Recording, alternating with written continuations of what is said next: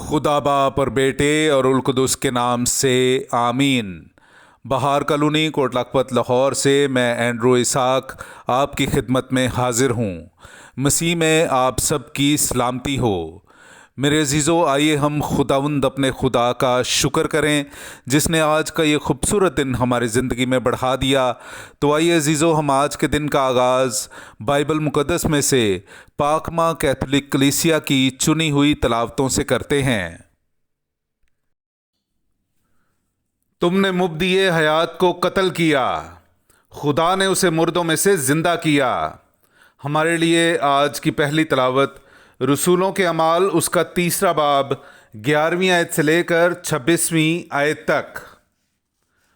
اور چونکہ وہ پطرس اور یوحنا سے لپٹا رہا، سب لوگ حیران ہو کر اس ڈیوڑی کی طرف جو سلیمان کی کہلاتی ہے ان کے پاس دوڑے آئے۔ پطرس نے یہ دیکھ کر لوگوں سے کہا، اے اسرائیلی مردو، اس پر تم کیوں تعجب کرتے اور کیوں ہمیں ایسا تاک رہے ہو کہ گویا ہم نے اپنی قدرت یا پارسائی سے اس شخص کو چلتا پھرتا کر دیا ہے۔ ابراہیم اور اسحاق اور یعقوب کے خدا یعنی ہمارے باپ دادا کے خدا نے اپنے خادم یسوع کو جلال دیا، جسے تم نے پکڑوا دیا اور پلاطوس کے حضور انکار کیا جب اس نے اسے چھوڑ دینے کا قصد کیا۔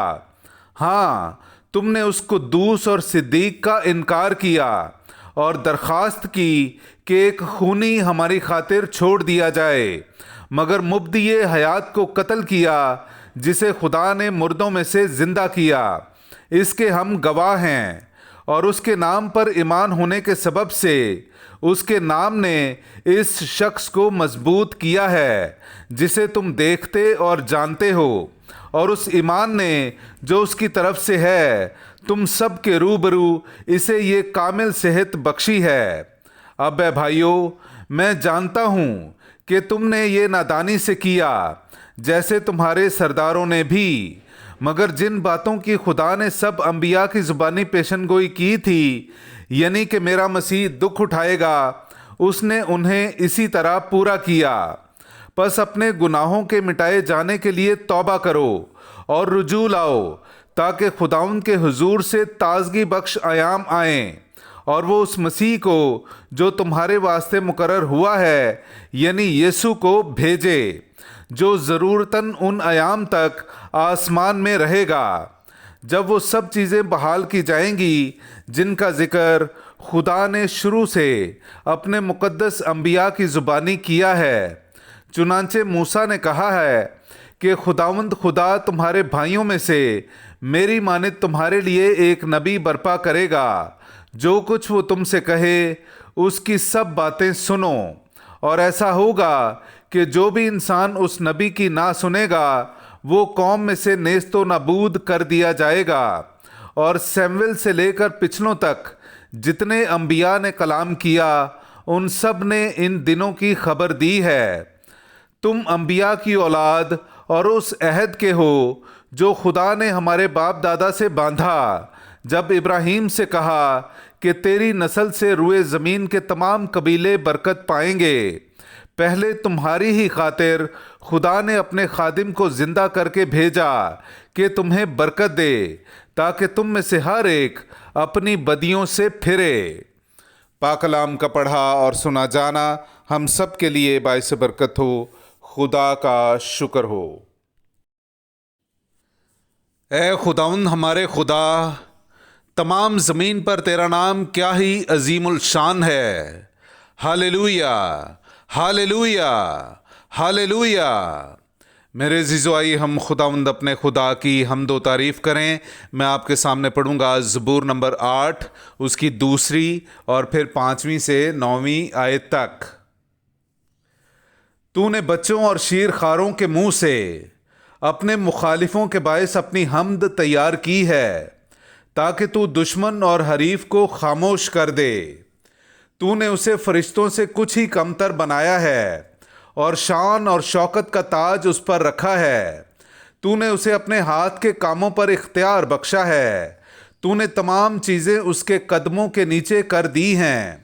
سب بھیڑ بکریاں اور گائے بیل، बल्कि सब जंगली चौपाए, आसमान के परिंदे और दरिया की मछलियाँ और हर एक चीज़ जो समुंदर की राहों में चलती फिरती है।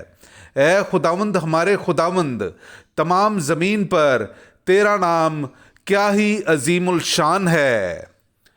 पाक कलाम का पढ़ा और सुना जाना हम सब के लिए बाइस बरकत हो। खुदा का शुक्र हो। नाराए हम्द। ये वही दिन है जिसे खुदावंद ने मुकर्रर किया है। हम इसके बारे में शादमान हों और खुशी मनाएं। हालेलुया। मेरे अज़ीज़ो, आइए हम आज का इंजीली इक़्तिबास सुनते हैं। इंजील मुक़द्दस बामुताबिक मुक़द्दस लूका उसका 24वां बाब 35वीं आयत से लेकर 48वीं आयत तक। तब उन्होंने सब कुछ बयान किया कि राह में क्या क्या हुआ और क्यों कर उन्होंने उसे रोटी तोड़ते वक्त पहचाना। और वो ये बातें कर ही रहे थे कि यीशु आप उनके बीच में आ खड़ा हुआ और उनसे कहा कि तुम्हें सलाम। मगर वो घबरा गए और खौफ खाकर ये समझे कि किसी रूह को देखते हैं। मगर उसने उनसे कहा कि तुम क्यों घबराते हो और तुम्हारे दिल में क्यों शक पैदा होता है। मेरे हाथ और मेरे पाँव देखो कि मैं ही हूँ। मुझे छू कर देखो, क्योंकि रूह के गोश्त और हड्डी नहीं होती, जैसा मुझ में देखते हो। और ये कहकर उसने उन्हें अपने हाथ और पाँव दिखाए। और जब खुशी के मारे उन्हें तब भी यकीन न आया और ताज्जुब करते थे, तो उसने उनसे कहा कि क्या यहाँ तुम्हारे पास कुछ खाने को है? तब उन्होंने भुनी हुई मछली का एक कतला उसे दिया। उसने लेकर उनके सामने खाया और उनसे कहा कि ये मेरी वही बातें हैं जो मैंने तुमसे उस वक्त कही थी जबकि हुनूस तुम्हारे साथ था, कि ज़रूर है कि वो सब कुछ पूरा हो जो मूसा की तौरात और साहिफ़े अंबिया और मज़ामीर में मेरे हक़ में लिखा है। तब उसने उनका ज़हन खोला ताकि नविश्तों को समझें और उनसे कहा कि यूँ लिखा है कि अल मसीह दुख उठाएगा और तीसरे दिन मुर्दों में से जी उठेगा और यरूशलेम से शुरू करके सब कौमों में उसके नाम से गुनाहों की मुआफ़ी के लिए तौबा की मुनादी की जाएगी। तुम ही इन बातों के गवाह हो। पाक कलाम का पढ़ा और सुना जाना हम सब के लिए बाइस बरकत हो। खुदा का शुक्र हो।